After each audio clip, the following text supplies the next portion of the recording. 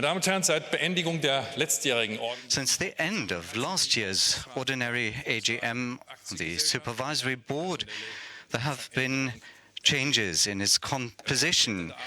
The Labour side representatives on the Supervisory Board of the Volkswagen AG, Uwe Huck, has resigned with effect of 8th of February 2019. The Registrar Court, Brunswick, pursuant to Section 104 Stock Corporation Act, has appointed as his successor, with effect on the 21st of February 2019, Mr. Werner Weresch as member of the Supervisory Board of Volkswagen Aktiengesellschaft. Mr. Weresch is Chairman of the General and the Group's Working Council of Porsche AG. We're looking forward to working with him. Mr. Huck, who's left the Supervisory Board, I'd like to thank him on behalf of all Supervisory Board members for the good cooperation.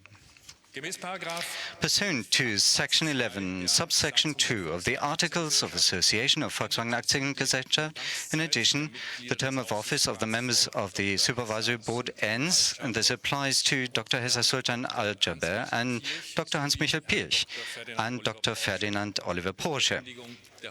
Their term of office ends with the end of today's ordinary annual general meeting.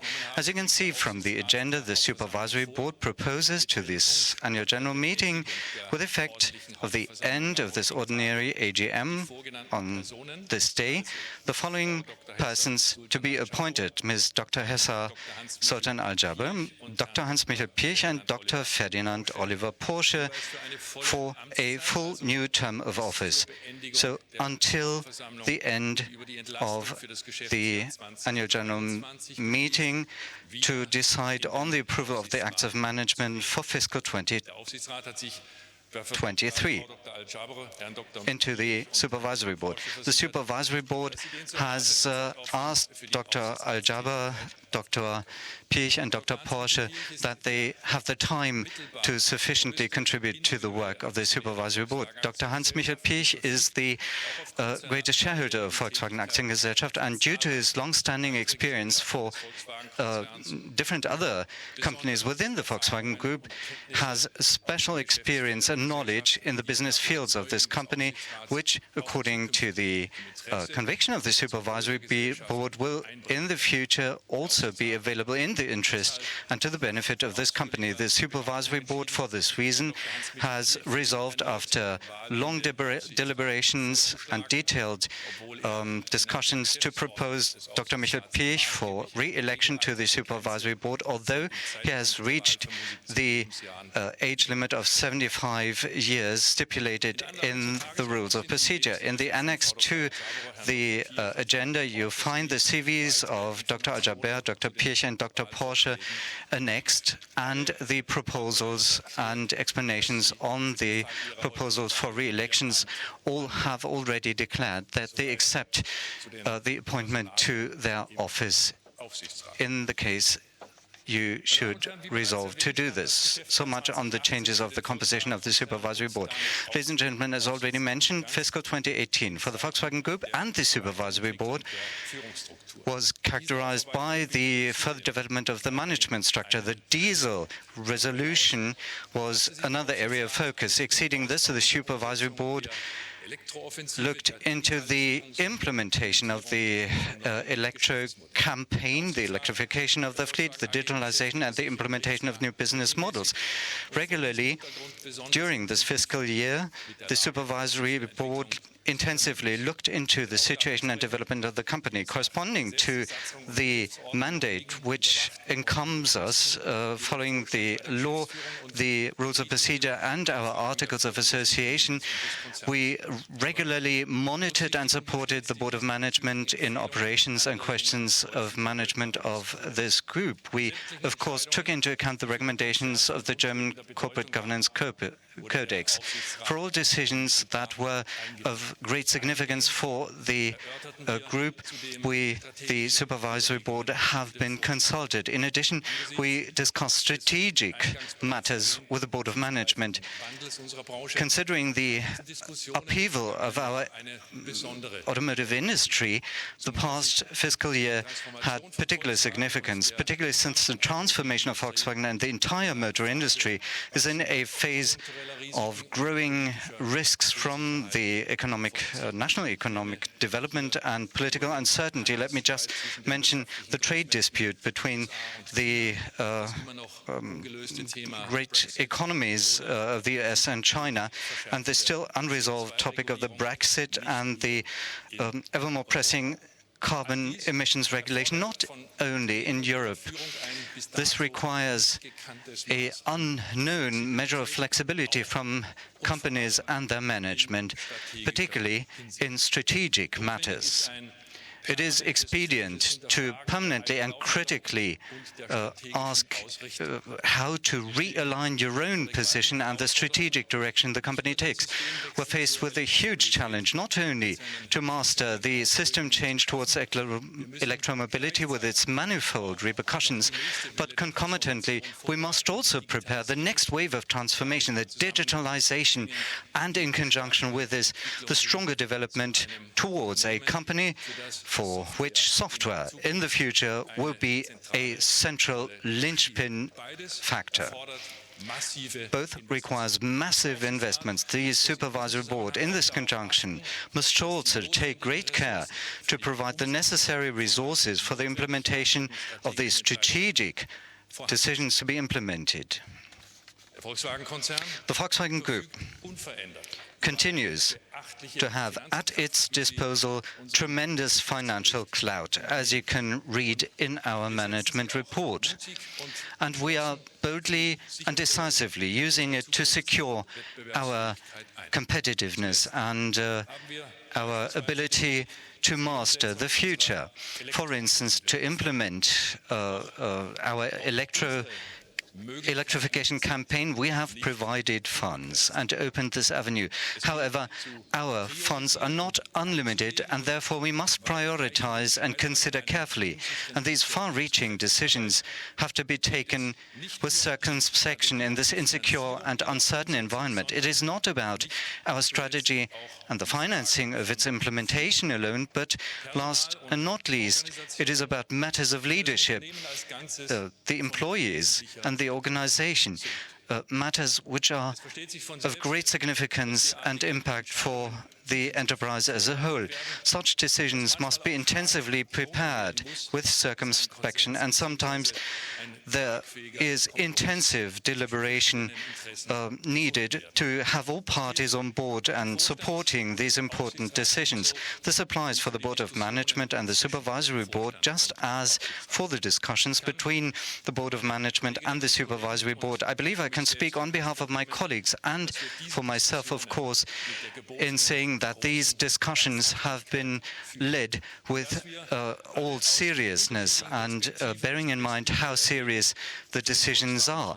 And I'm sure we all have the best possible result for the Volkswagen Group in mind in doing this. We have an extensive culture within this Volkswagen company of constructive discussions. Only if we honestly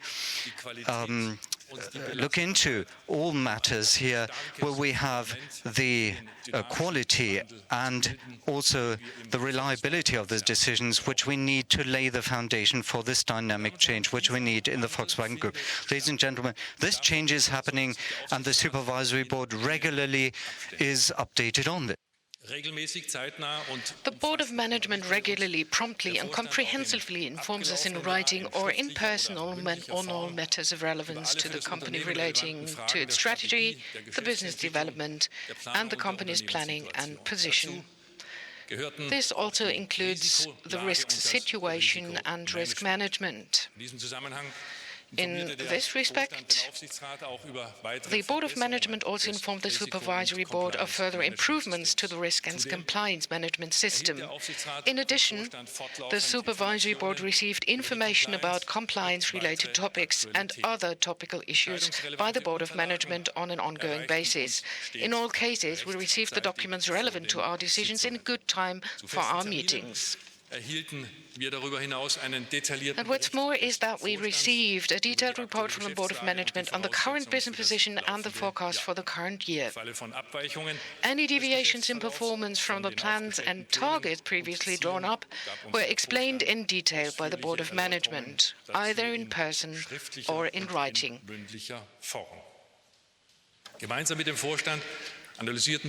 Together with the Board of Management, we analyzed the reasons for these deviations and tried to derive countermeasures. At the meetings of the Special Committee on Diesel Engines, the Board of Management represented regular reports on current developments in connection with the diesel issue.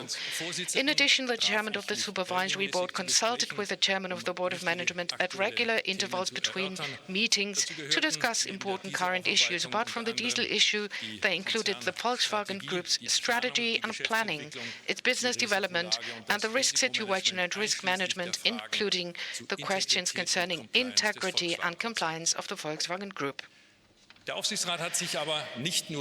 the Supervisory Board did not only have a regular exchange with the Board of Management, but it also actively participated in the dialogue with our stakeholders. For example, as envisaged by the German Corporate Governance Codex, I also had a lot of discussions with investors about topics concerning the Supervisory Board. So the Supervisory Board held a total of 14 meetings in fiscal year 2018. And the average attendance rate amounted to 90%.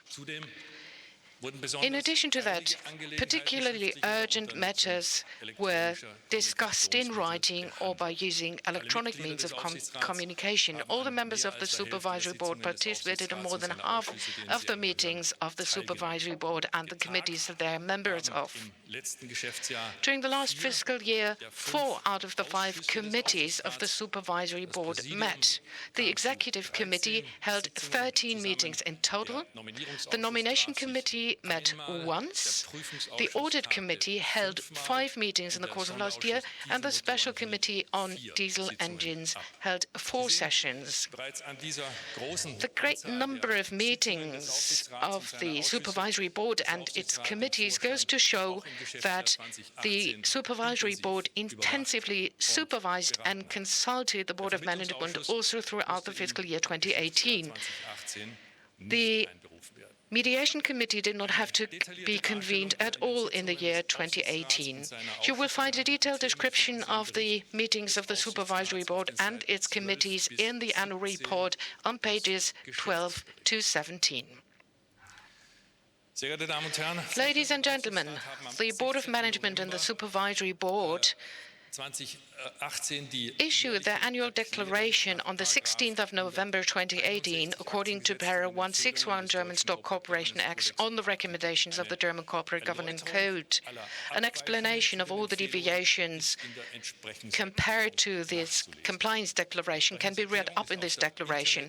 The compliance declaration can also be found on the website of the Volkswagen Aktiengesellschaft.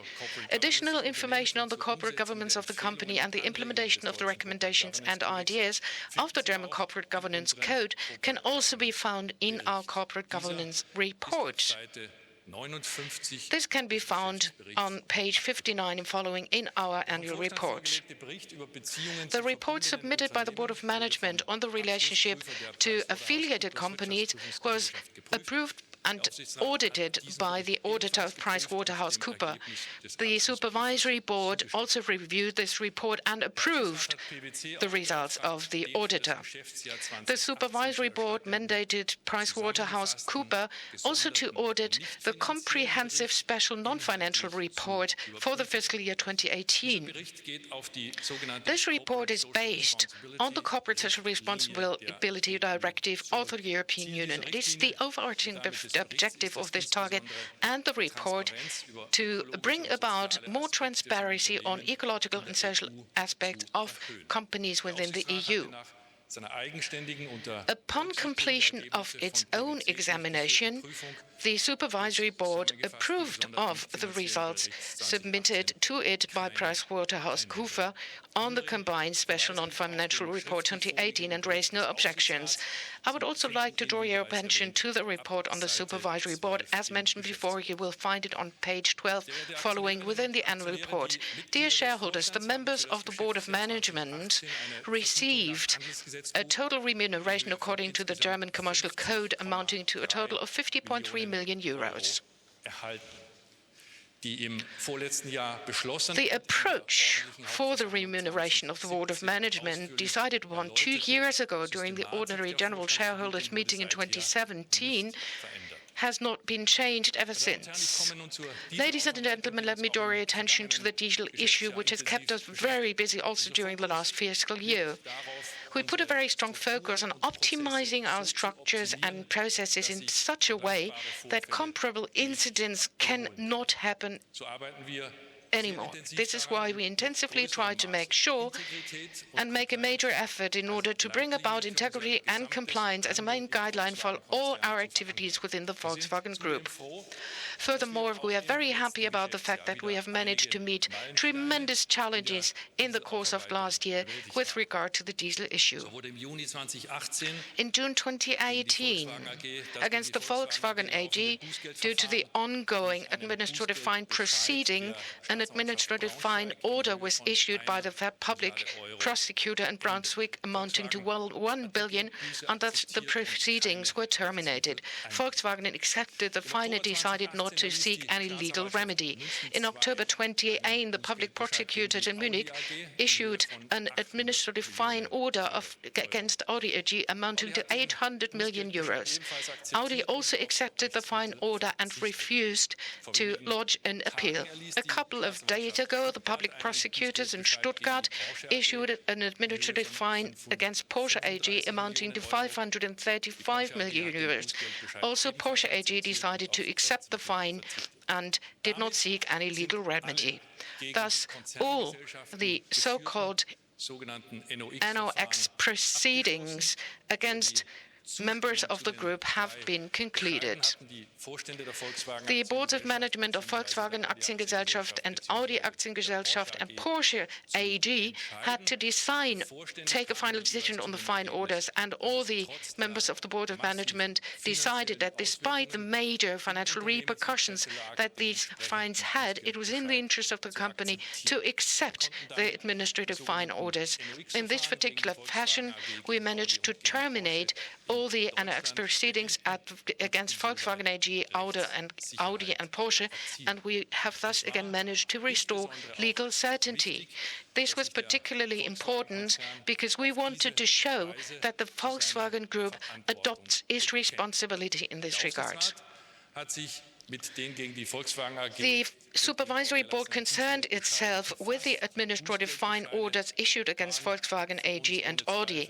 The administrative fine orders were rather painful for us, there is no doubt about it, but also based on the evaluation of the Supervisory Board, the termination of the proceedings and the legal certainty restored in this particular fashions were compelling reasons to agree on these administrative fine orders in order to restore legal certainty, and this was also a reason not to lodge an appeal. Ladies and gentlemen, as you might know, the Society for Protection of Societies Holders in Germany applied for a special auditor to be appointed by court after the ordinary general shareholders meeting in 2016. The district court in Hanover decided that the preconditions for such an appointment would not be applicable, and therefore the High Regional Court of Celle decided to appoint such a special auditor in November 2017. We hold the view that the decision of the High Court in Celle was incorrect, and this is why we try to lodge an appeal. A final decision is thus still pending. The appointment of the special auditor did not happen and the auditor did not take any action. And that is why the DSW decided to replace this special auditor, but this request has not yet been decided upon. We hold the view that such a replacement of the special auditor is not possible, and therefore the request of the DSW is inadmissible and ungrounded. We think that a special audit is inappropriate and meaningless. The development of the diesel issue is comprehensively being dealt with in the course of comprehensive and intensive investigations within the group. In addition to that, Volkswagen is very strongly supervised by the compliance monitor appointed by the American DOJ. In addition to that, the public prosecutors in Brunswick and Munich are carrying out comprehensive investigations. This has led to tremendous costs and an intensive burden on us on a daily basis. An additional investigation by a special auditor would lead to additional costs and even more tremendous burdens, but it would not help us acquire more knowledge. Ladies and gentlemen, the investigation of potential claims for compensations against former and current members of the board are still going on. We take these investigations rather seriously, and we always receive comprehensive information of the ongoing proceedings by the law firm Gleis Lutz and Professor Goethe, the former chairman of the Second Civil Senate of the Federal Supreme Court responsible for corporate law. Our investigation only and exclusively focuses on the interest of the company. The diesel issue is one of the most comprehensive and intensive investigations ever in the German industrial history. Several German law firms are involved with hundreds of experts and operational support of Deloitte. They are doing a lot of comprehensive researches in various different databases the world over. At 10,000 employees, approximately 34,000 electronic data carriers, including disks, mobile phones, and sticks, were seized. The databases in Germany and the US alone consist of more than 250 million documents. In addition to that, more than 1,000 interviews were conducted. Ladies and gentlemen, the public prosecutors in Brunswick recently brought charges against Professor Winterkorn and four other persons. Of course, the indictment is available to our external lawyers and will be analyzed comprehensively. The indictment, according to the information that we received from our lawyers, do not contain any facts that have not yet been covered in our own investigations. But the indictment contains deviating legal appraisals and conclusions. Irrespective of that, we will consider the results of the proceedings and new aspects that will be brought about in the course of the investigation. By the way, the investigations of the Supervisory Board is being carried out independently from the courts and the public prosecutors. We try to examine everything unreservedly, irrespective of the persons, but it is also important to note that Mr. Winterkorn and all the other persons accused are subjected to the principle of the presumption of innocence. On to the monitor. The compliance monitor, Larry Thompson, has been with us for almost 2 years. With his team, he is very active in analyzing, monitoring, and supporting the entire company and the transformation processes. According to plan, the monitorship will end in a little more than a year. The monitor issues very valuable pieces of recommendations and tells us about what needs to be done from his particular angle. We expect his second annual report to be submitted to us in summer, within which he will summarize the last year. At the end of the monitorship, the monitor will have to decide whether he can attest that our compliance and ethics program is appropriate. We are doing everything in our power, and we leave no stone unturned and make this to our utmost priority to see to it that we will be given this attestation. This, of course, includes our culture of integrity throughout the entire group, which needs to be deeply rooted and filled with life. Several different transformation changes have already been brought about, which are very visible and very tangible. I myself can see that topics are being discussed at a much earlier stage and much more openly than ever before. Integrity and compliance are the very foundation of all the activities of the Board of Management and the Supervisory Board. All the members of the Board of Management and Supervisory Board live these values and try to see to it that they become integral parts and parcels of our corporate culture and will continue to stay that way. With our group-wide umbrella program Together for Integrity, with all its different concepts, we try to reach out to all the executives and employees the world over. Employees from all the different business areas actively work as integrity ambassadors. At the plant in Wolfsburg alone, there are 220 of them. They have a regular exchange on experience concerning integrity on a regular basis and discuss these topics in their departments. In vehicle development, golden rules were introduced which provide for a stricter control in the field of approval in product development. In addition to that, we've set in place and modernized our whistleblower system. The hotline is now available in more than 51 countries, 24/7. Our executives need to take on very special responsibility. They've got to live integrity and compliance and create awareness for this in their teams in order to make it possible for each and everyone to live the principle of integrity. With all our challenges and transformation processes, we put a very strong focus on our corporate culture. Of course, we are subjected to pressure in the field of competition and innovation, but we try to see to it that integrity and compliance will not be neglected, but will be considered to be equally significant.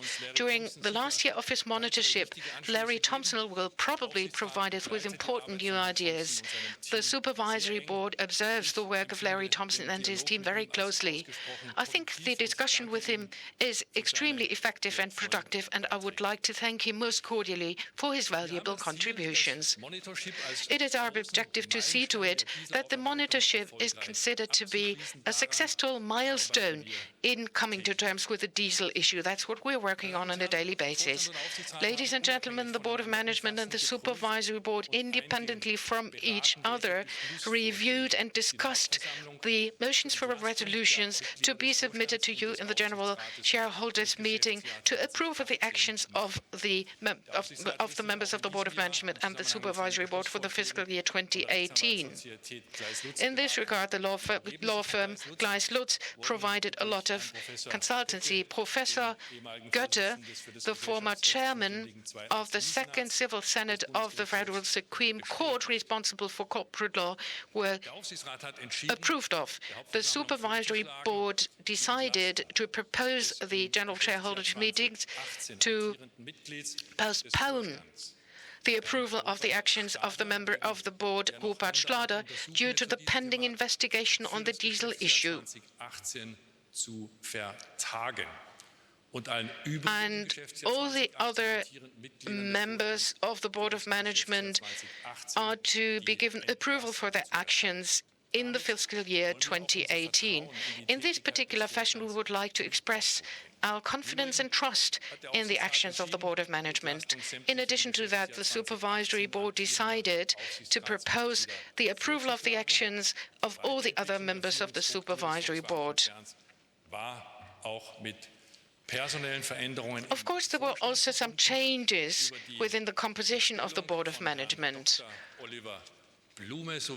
We already informed you about the appointment of Dr. Oliver Blum and the change of Matthias Müller and the appointment of Dr. Herbert Diess, and the replacement of Dr. Karl-Heinz Blessing by Gunnar Kilian is something I informed you about already last year, and I also informed you about the fact that Dr. Garcia Sanz has left the company.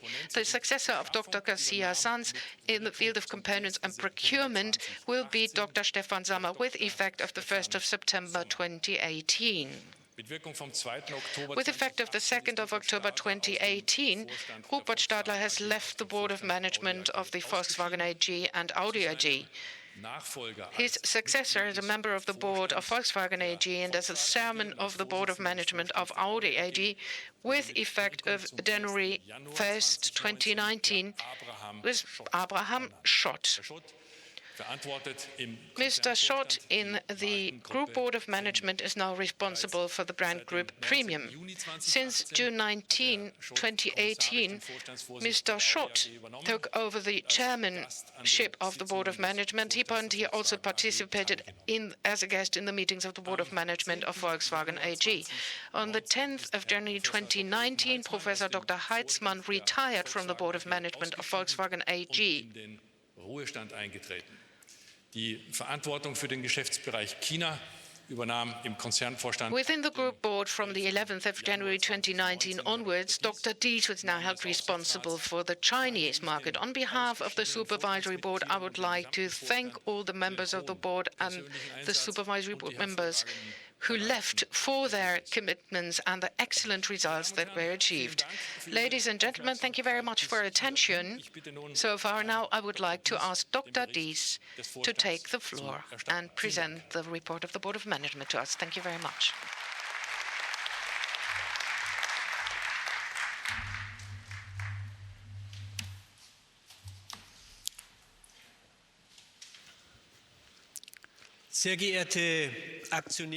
Shareholders, ladies and gentlemen, on behalf of the entire Board of Management, I would like to bid you a very warm welcome to the annual general meeting of Volkswagen AG. Thank you for coming to Berlin today so that you can gain a personal impression of your company's business activities and prospects. In a nutshell, the outlook for the future of the Volkswagen Group is good. Our core product, the automobile, is and remains a key economic and technological pace setter.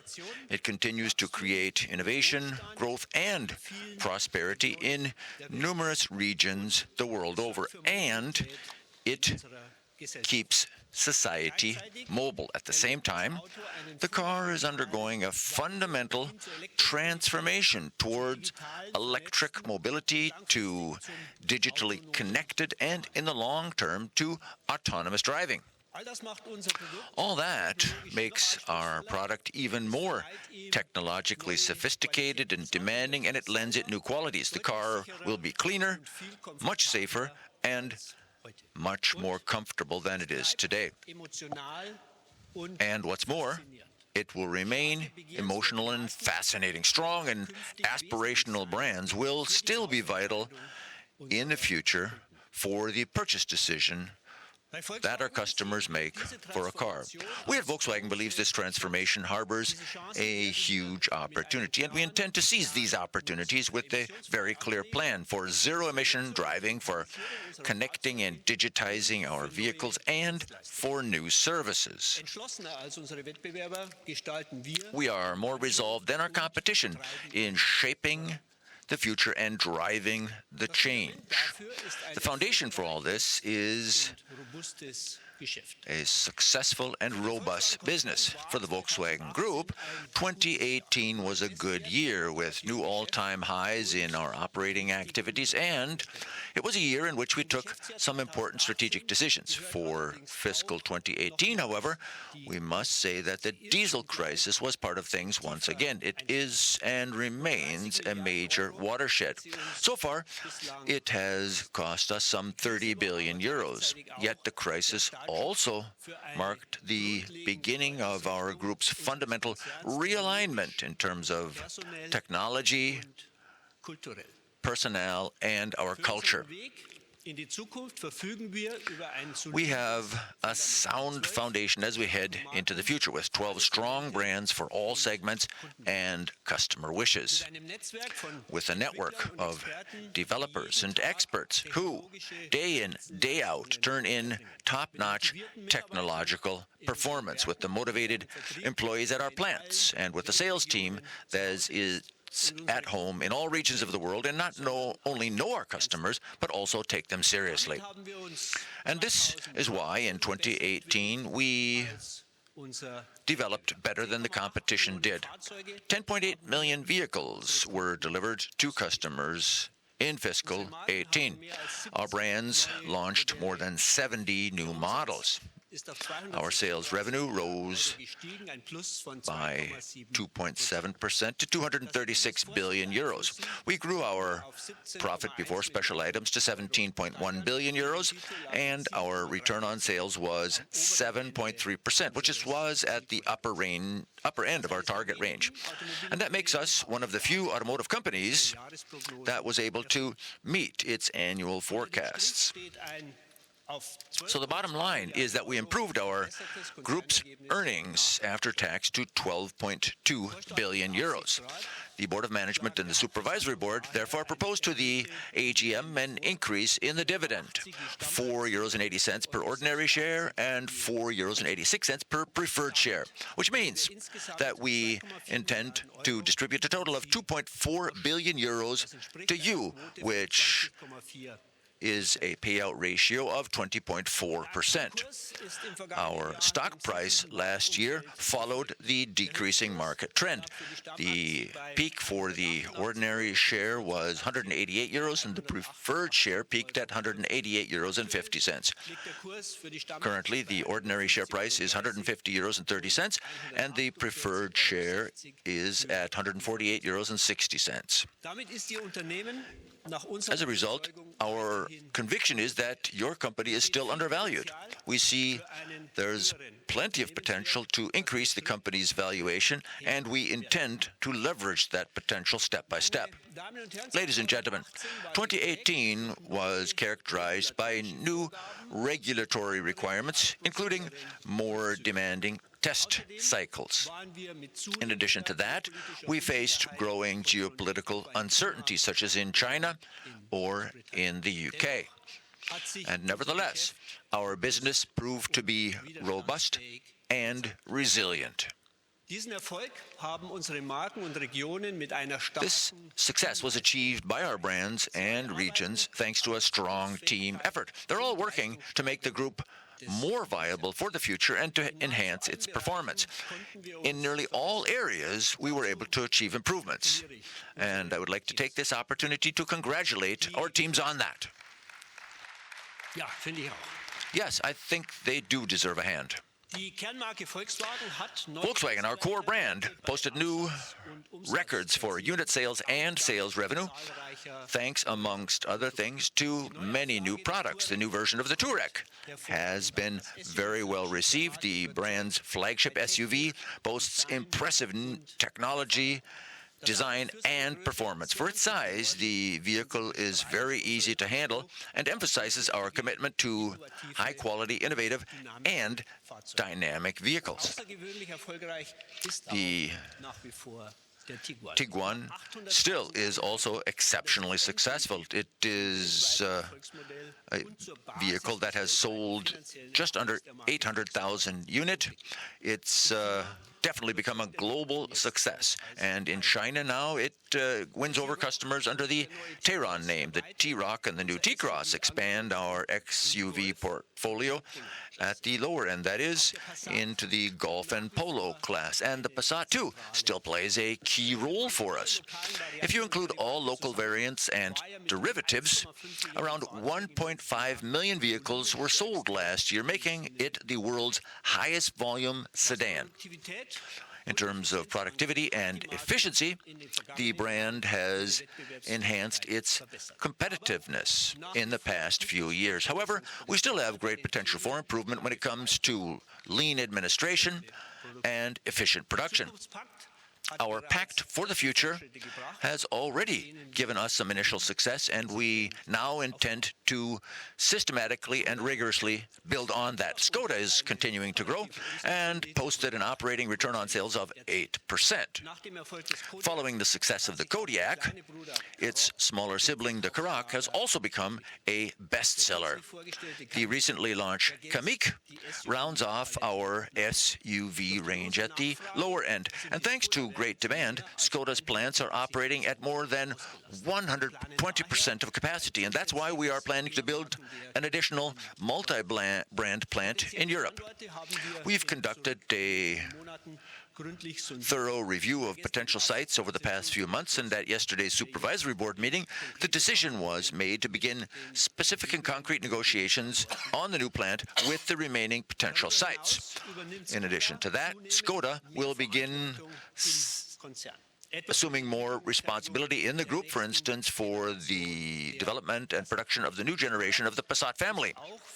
Škoda will also be responsible for group activities in India. In the next few years, some 2 billion euros will be invested in new vehicles there that are designed specifically for the Indian market. So in other words, we are going to stay in this demanding growth market while some of the competition is withdrawing from it.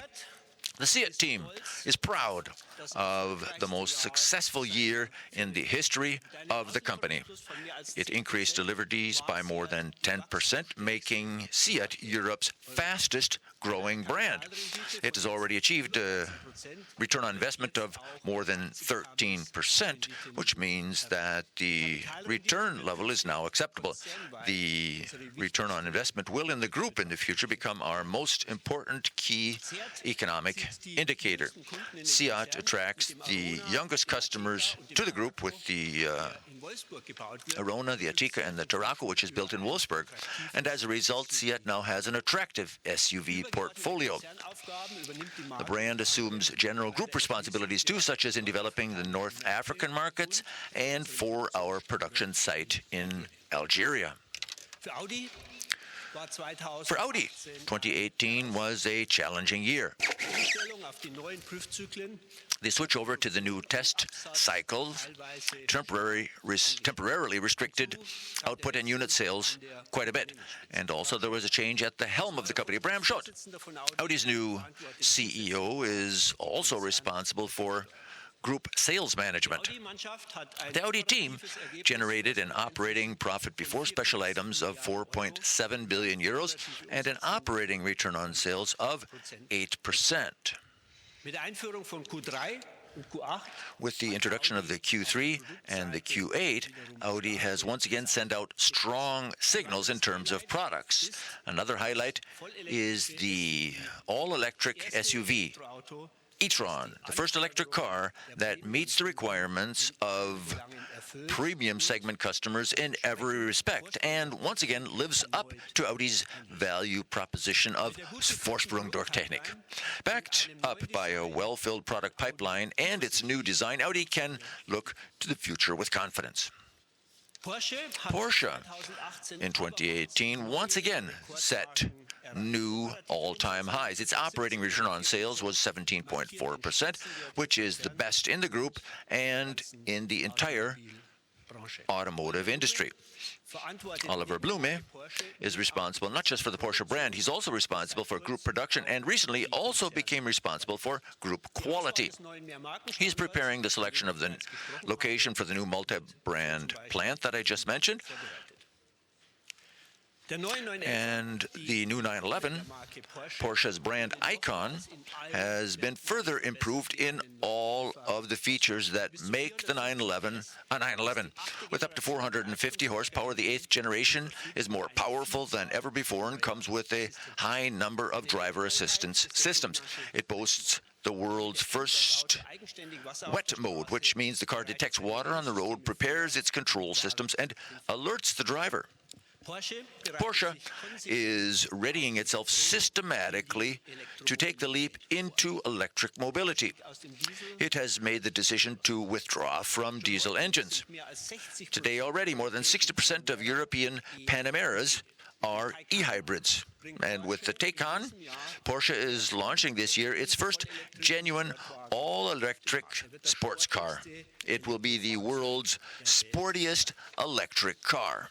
Lamborghini has launched the Urus, an extremely sporty SUV, and has thus established a brand new segment, the Super Sport SUV. With more than 2,500 units, the Urus has becoming the best-selling Lamborghini at one stroke and is boosting the company's growth. All in all, the brand increased its deliveries last year by more than 50%. Bentley is making good progress with its turnaround after a difficult previous year. The team in crew, once again in 2019, in the first quarter, generated a profit.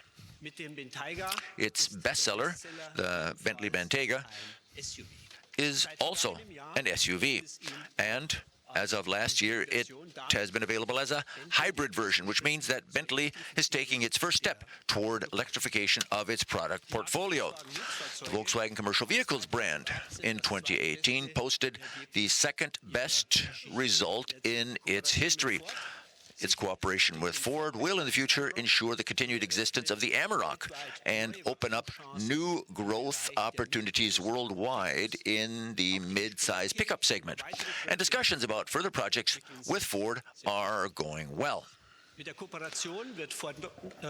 partnership will enable Volkswagen Commercial Vehicles to achieve economies of scale superior to those of the competition. And in addition to that, Volkswagen Commercial Vehicles is assuming responsibility for key issues of the future at the group level. The Hanover plant will become the center of excellence for electrically powered commercial vehicles. And starting in 2022, the fully electric ID Buzz will be coming off the production line there. It's our new brand icon, the new version of its van. In addition to that, we are clustering group activities related to new mobility services such as Moya and robo-taxis for fully autonomous driving in Hanover. We have also clustered our heavy commercial vehicle activities, and that was done in Traton under the umbrella of Volkswagen AG, the market leader for trucks in Europe and Brazil. Traton has been able to gain additional market share. Sales revenue across all brands rose by 6% to nearly 26 billion euros in 2018. Adjusted operating profit was up by about 13% to some 1.7 billion euros. Profit in the first quarter of 2019 increased once again by nearly 22% year-on-year, which shows that with its strong brands of MAN, Scania, and Volkswagen Caminhões e Ônibus, Traton is on course to become a global champion.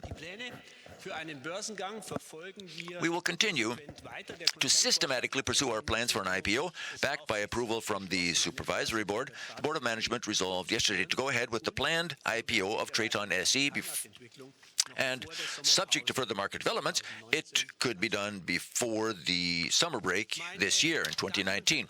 Ladies and gentlemen, our global market initiative is founded on powerful platforms. We're rolling out our major group modular systems, the modular transverse system, or MQB, the modular longitudinal system, the MLB, and in the future, the modular electric drive system, the MEB, worldwide. And they will enable our group brands to launch new models quickly and efficiently and benefit from jointly developed technologies. That creates significant economies of scale at the group in development, in material costs, and in production. There is still plenty of potential to cut costs further here in the years to come, and we intend to tap into that. The MQB alone will grow to around 8 million units a year. In particular, the fast-growing SUV segment has recently proven to be a key driving force behind our success. 1 in every 4 models sold by the group worldwide is now an SUV. However, the market share of SUVs in many regions is already above 50%, so we believe there's still a lot of further potential for growth for us. And here, too, we are leveraging the advantages of our modular strategy. For example, last year we launched the Volkswagen Touareg, the Audi Q8, and the Lamborghini Urus. And these models are all based on our MLB modular system, as is the case for the Audi Q7 and the Porsche Cayenne. They're manufactured in our production network in Bratislava, Leipzig, and Zwickau. And we've also got the MQB A0, a superior modular system for small vehicles with which we can also hold our own in fiercely competitive markets. The MQB A0 enables top-class technology at attractive prices. For example, the new Audi A1, the Polo, and the T-Cross. This modular system has been almost fully rolled out, for example, in India, China, Latin America, and South Africa. Then the MEB. Here we're applying the modular system principle to the world of electrification. It will be the platform for by far the biggest group of electric vehicles in the world. The first car will be the Volkswagen ID.3 to begin production this year, and it will be followed in quick succession by models from the Audi, Skoda, and Seat brands. We're planning for a total in the first wave, up to 2022, in the entire group of some 15 MEB models. Possible applications range from compact cars to large sedans through to electrically powered vans. And emotional low-volume vehicles are also conceivable. The more cars that are manufactured on the MEB, the cheaper they become. And that's why we're also opening this platform up to third parties. Apart from our platforms, ladies and gentlemen, the Volkswagen Group's global footprint is one of its major strengths. We have improved our position in most markets. This was done in the past fiscal year, despite a tough market environment and intense competition. Europe remains the backbone of our business. 4.4 million group brand vehicles were delivered, thus showing an increase of 1.2%. Then, in China in 2018, the automotive market declined for the first time in 2 decades. Nevertheless, with our joint venture partners, we were able to set a new all-time high in deliveries. We increased our market share to 18.5%, making us by far the leader in the world's biggest automotive market. And we anticipate a pickup from the second half of the year onward as a result of the value-added tax cut and our model initiative. And by 2020, we intend to double our range of SUV models, which are particularly important in China. Locally made e-vehicles will further increase unit sales. And for a young audience, we presented at the auto show in Shanghai in April our new sub-brand, Jetta. Its high-quality safety and emotionality appeal to China's rapidly growing middle class and expands our market coverage toward the bottom end for the Volkswagen brand.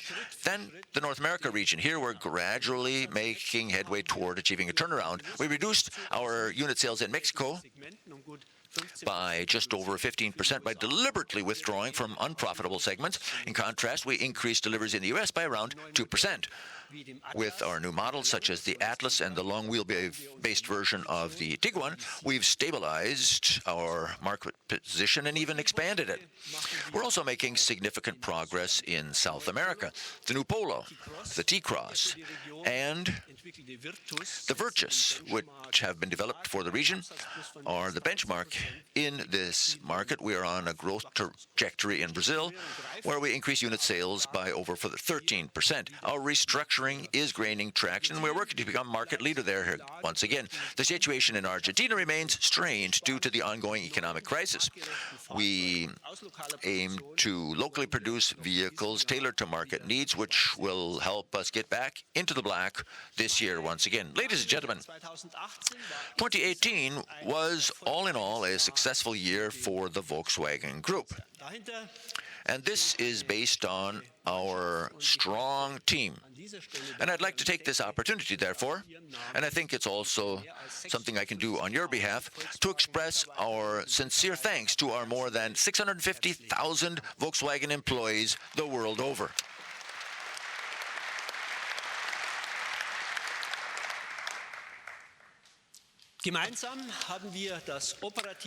Together, we've helped move our operating business forward and created the strategic conditions for our company's further development. They also include the new management structure, which we implemented last year.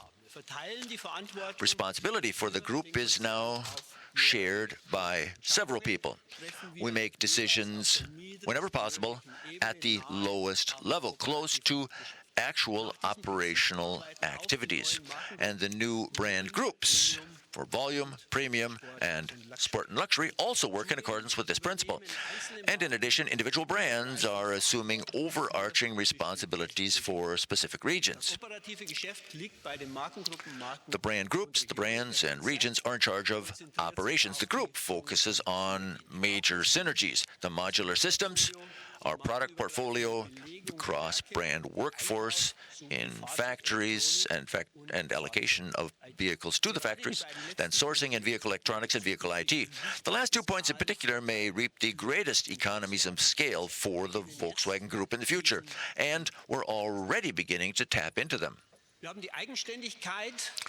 In addition, we've strengthened the independence of the group components division, for example. It's been working as an independent business unit since the beginning of the year, and at a stroke, we have created one of the world's largest suppliers with a business volume of some 35 billion euros and more than 80,000 employees. The group components division plays a vital part in the success of the electric car. It not only makes electric components for the MEB, but it also clusters tasks for the most important element, the battery, from cell research to battery system manufacturing and second life use, all the way on to recycling. In our component plants in Salzgitter, Kassel, and Brunswick, we are accomplishing the transformation from the combustion engine to electric mobility. We also intend to open up electric car components and the entire MEB to third parties in the future. Stefan Sommer heads the group component division and procurement and ensures optimal in-house and external manufacturing. Ladies and gentlemen, a great deal of money is needed for the major technologies of the future. Cooperation and partnerships are the right response to that. I've already mentioned cooperation with Ford in the field of light commercial vehicles. In addition, we've teamed up with Microsoft to build the Volkswagen Automotive Cloud, the future backbone for all of Volkswagen's digital services and mobility offerings. Ladies and gentlemen, what's crucial for the success and the future proofing of Volkswagen is that in the transition of our corporate culture and leadership culture, we've got to continue to make progress. Volkswagen must become an even better, more transparent company that acts with complete integrity in every respect. We are backed in that by the U.S. monitor, Larry Thompson, a strong supporter and with a great deal of experience. He and his team are helping us to boost our realignment and drive our development in a critical yet constructive manner. So I'd like to take this opportunity to express my sincerest thanks to Larry Thompson and his staff. Together, in 2018, we achieved some important milestones, such as the Golden Rules in Vehicle Development, the Code of Conduct for the Group, and the Integrity Program for all brands and regions. And we've strengthened our whistleblower system. We impose rigorous sanctions in response to misconduct, and we also report on that in our internal media, while, of course, safeguarding all privacy rights. There were major changes recently in key posts at the company. All in all, last year, nearly 40 top positions were reallocated last year. Gunnar Kilian is now in charge of human resources. Our new board member, Stefan Sommer, is responsible for the components division and procurement. Bram Schott has taken over as the new CEO of Audi, and Ralf Brandstätter is the chief operating officer who is responsible for the day-to-day business activities of the Volkswagen brand. In particular, we aim to fill top posts from our own ranks in the future. And to enable that, we will develop the skills of our top managers in a more pinpointed and systematic way so as to prepare them for their upcoming steps in their career. We need even more managers who lead a culture of change and do so by example. Here, too, we want to become more international and more diverse. As part of that, we are committed to creative drive, a willingness to change, and strong strong leadership. That's why, for the first time, we've launched our own development program. Almost 400 managers from the entire group are taking part in it. And we are revising the management remuneration system fundamentally. The increase in the company's value will become the key indicator for defining the performance and compensation of our management. What will count in the future is not whether individual targets are achieved, for instance, those at the brand level. Rather, what will count is the overall result. Ladies and gentlemen, the Volkswagen Group has the substance, global positioning, and the financial strength to accomplish its transformation successfully. And I'm therefore convinced that we have a good opportunity not only to help shape the transformation in our industry, but to also drive it forward. Volkswagen will also play a leading role in the new world of mobility. And nevertheless, we still have to contend today with some cumbersome structures, complex processes, and high costs. There's a lot of work to do.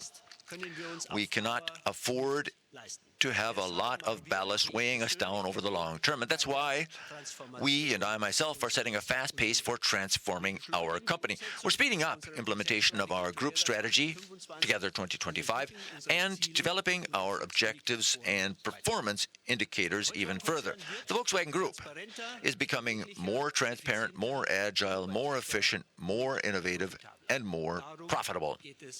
And that's what counts as we move forward. 2019 will be a crucial year for all of this, once again. Despite faltering economic momentum and political uncertainties, we have made a good start in the new fiscal year. In the first quarter, we grew sales revenue by 3.1%, despite a slight fall in deliveries. The main reasons for that were improvements in the mix and the good performance of the Financial Services division. Operating profit before special items was up by 0.6 billion to 4.8 billion, which was, of course, also aided by a revaluation of derivatives. We are sticking to our targets for the current fiscal year.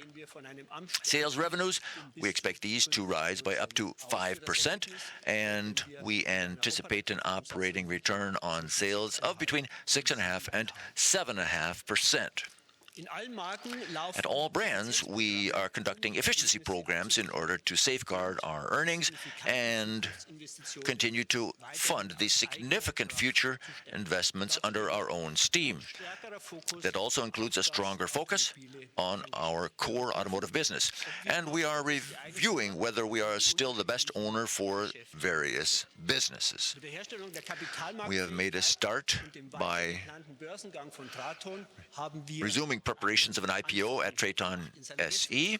At its meeting yesterday, the Supervisory Board requested the Board of Management to develop a forward-looking, industrially meaningful solution for MAN Energy Solutions and RINK.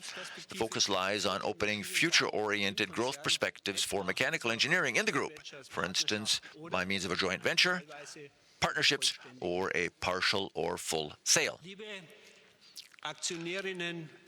Shareholders, ladies and gentlemen, the core tasks for all brands this year will remain to build on their market position. In 2019, we'll also remain on the offensive. Our brands will launch a total of more than 90 new models. One of the highlights will be the new version of our iconic Volkswagen car. In October, in Wolfsburg, we will be presenting the 8th generation of the Golf.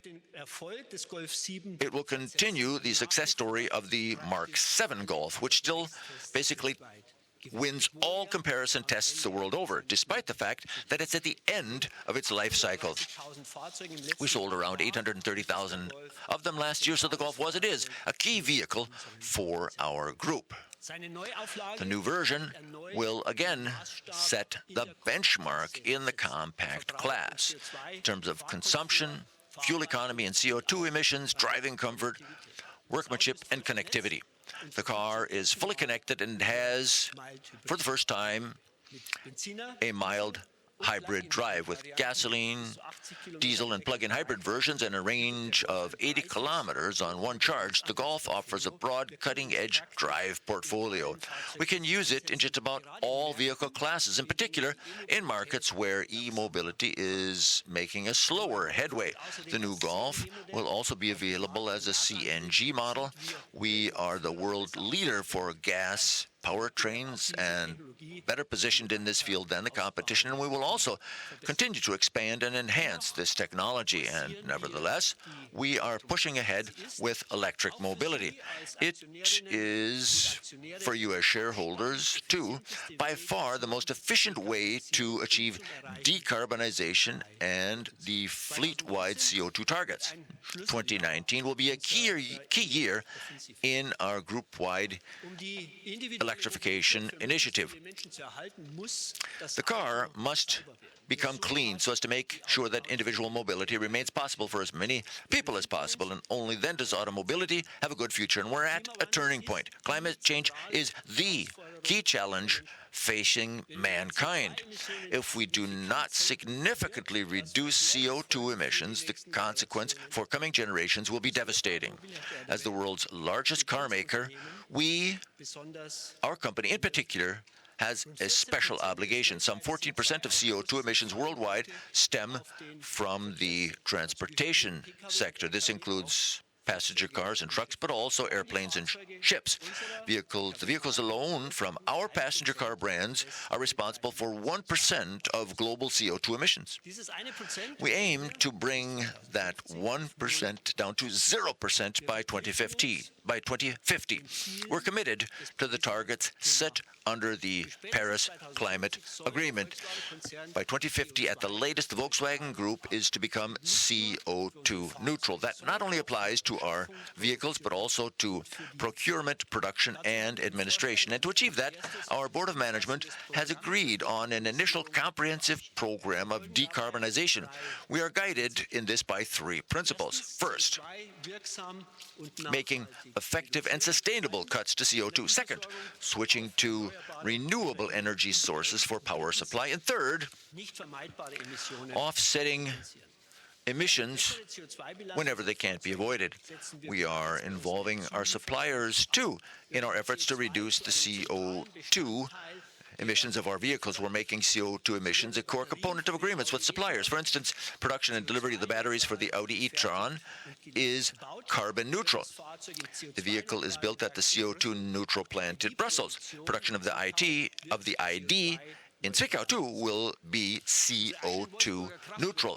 We're converting our own power stations in Wolfsburg from coal to gas. And starting in 2023, that will cut CO2 emissions by 1.5 million tons per year, the equivalent of annual emissions from 870,000 vehicles. Furthermore, we're committed to the use of renewable energies in our plants. And to offset unavoidable CO2 emissions in vehicle production in the medium term, we're planning large-scale investments in climate protection projects, such as for reforestation. These measures will be paid for out of Volkswagen's own CO2 fund, with 50 million euros earmarked in a first stage. All this together is the most ambitious and comprehensive climate protection program ever undertaken in our industry. Ladies and gentlemen, the key element in our CO2 strategy is electric mobility. For the foreseeable future, there is no alternative to the battery-powered electric drive. Over its entire life cycle of some 200,000 kilometers, an electric car produces just about half the CO2 of a vehicle with an internal combustion engine.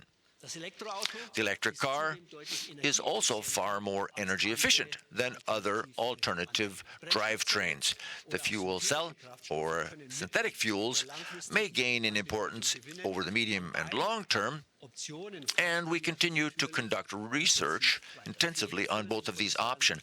Audi plays the lead role in the group in that regard. It will make the E-Tron Quattro, a fuel cell model, part of its low-volume production starting in 2020. And Audi and Porsche are laying the groundwork by carrying out research into synthetic fuels, but neither the fuel cell nor synthetic fuels will be available at reasonable prices or on an industrial scale with the necessary energy efficiency by the mid-2020s. Moreover, a completely new additional fueling infrastructure would have to be established for the fuel cell, and the technology will only become a real alternative if the hydrogen comes from surpluses from renewable energies. And we are a long way from having achieved that. And that's why we are calling for a clear commitment to electric mobility and resolute action by all parties. Volkswagen is leading the way here. The Audi E-Tron is on the market. The interest among customers is huge. It will be followed by the global debut of the Porsche Taycan in September. By far the sportiest electric car on the market. And here too there's huge customer interest. More than 20,000 prospective buyers have registered so far. Porsche is already preparing to expand capacities, and the next highlight will be the presentation of the ID.3 at the Frankfurt Motor Show in September. With its ID.3, Volkswagen is introducing the first fully functional electric car that will cost as much as a comparably equipped Golf, that is less than 30,000 euros. That figure will fall even further thanks to the government incentive in Germany. Pre-booking began here in Berlin a week ago. The reception so far has exceeded our expectations. Over 15,000 customers have secured an early production slot so far, and we assume that the launch edition of the ID will already be sold out when it is unveiled at the Frankfurt Auto Show. The ID.3 is the first vehicle based on the modular electric drive system that I have already mentioned. The MEB has been developed as an all-electric platform. It makes optimum use of the latest technologies in terms of performance, space, and digital offerings. The MEB means we can achieve ranges in excess of 550 kilometers according to WLTP, and the battery technology is going to become a key expertise at Volkswagen in our Center of Excellence in Salzgitter. Now, with regard to increasing demand, we are focusing on establishing and running a battery cell production system together with a partner company at this plant. And yesterday, the Supervisory Board approved an investment volume of just under 1 billion euros. We're planning battery cell production in Germany, specifically in the city of Salzgitter in the state of Lower Saxony, assuming that the economic fundamentals are right and CO2 neutral energy is available. The electrification initiative is also changing our vehicle factories. The lead factory for the MEB will be our plant in Zwickau, where conversion is already in full swing. Production of the ID.3 will begin this year, and in addition to that, our plants in Emden and Hanover will be converted to production of electric vehicles, which is expected to begin in 2022. And this will create the largest production network for electric cars here in Europe and in North America. Chattanooga will be our site for the production of electric vehicles. There we'll invest some 700 million euros and create up to 1,000 new jobs. Our U.S. subsidiary, Electrify America, is investing a total of $2 billion in establishing the charging infrastructure and on information campaigns on electric mobility in the United States. Then China, in Anting and Foshan, 2 MEB plants that can make up to 600,000 electric cars a year are currently being built. And in just a couple of months after Zwickau, they will begin production there. Further potential plants are already in the planning stage. China is the world's leading electric mobility market. We will offer the largest portfolio of electric vehicles there, and they will cater to all relevant market segments. Ladies and gentlemen, in the next few years, we will be launching many attractive electric cars. For many customers, they will be the first choice, the best choice when it comes to running costs, connectivity, state-of-the-art features, and of course, eco-friendliness. But people will only opt to buy them when they are sure that they can charge their electric cars anytime, anywhere. Together with industry partners, together with Ionity, we're building a European-wide charging network. Between now and 2020, 400 fast-charging stations with more than 2,400 charging points will be installed along Europe's major roads and highways and freeways, a quarter of them in Germany, with a charging opportunity once every 120 kilometers on the average. And our subsidiary, Elli, with our subsidiary Elli, we will offer low-cost and easy-to-install wall boxes for charging at home, green power included. And we are setting up our own charging points on employee parking lots and dealerships. The Volkswagen brand alone is installing around 3,500 stations for electric vehicles at its German locations. And we're also entering into partnerships with large retail chains. Customers will be able to charge their vehicles in front of the supermarket where they shop. Tesco in the UK is where we're beginning, and further partners will follow. Shareholders, ladies and gentlemen, Volkswagen is better positioned for e-mobility than the competition. As a group, we will make the electric car successful with the right products, superior modular systems, and global economies of scale. And as a result, we will make it affordable for broad sections of society. Then the second megatrend, digitization and software, is an area where we are moving forward with a similarly ambitious plan. Software will shape the car of the future. The main initiatives and innovations in the vehicle will come from this field in particular. Our customers expect us to provide them with updates and new services virtually every week over the entire life cycle of the vehicle. And we're reorganizing Volkswagen to address this radical change, which demands completely new expertise and capacities. We're transforming more and more from being a hardware producer to becoming a software-based technology company, but without renouncing our traditional strengths in developing and producing great vehicles. We're the first car maker to set up separate hardware and software development functions. Christian Singer recently took charge of the digital car and services function on the board of the Volkswagen brand with responsibility for group activities. And in the future, we will set greater store by software developed in-house for all brands and regions. What this means for the Volkswagen Group will be explained by Christian Singer tomorrow at a separate event with media representatives tomorrow. And you're warmly invited to take part. Software know-how is also vital to expanding our business model beyond the car.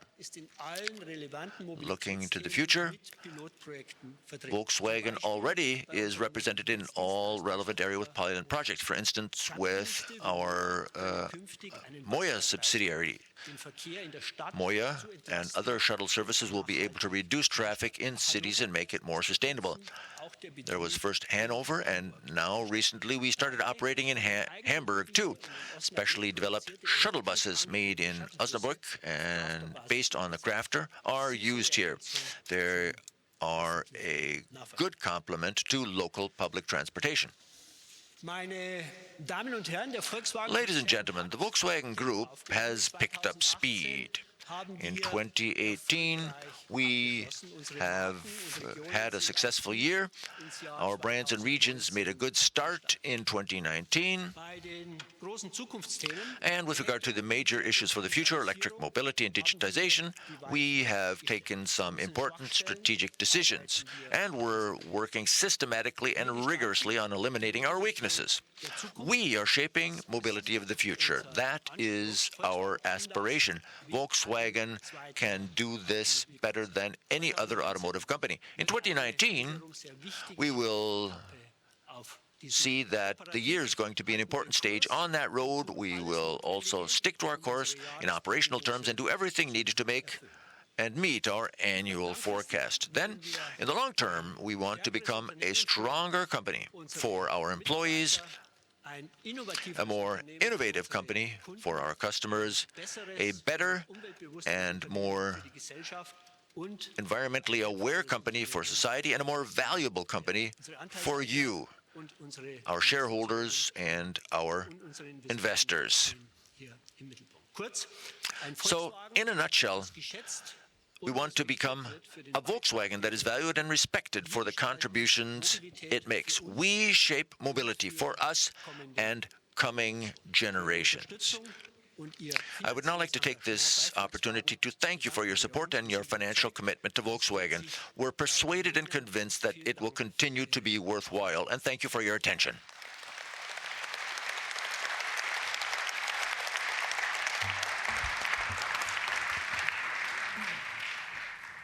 Thank you, Dr. Diess.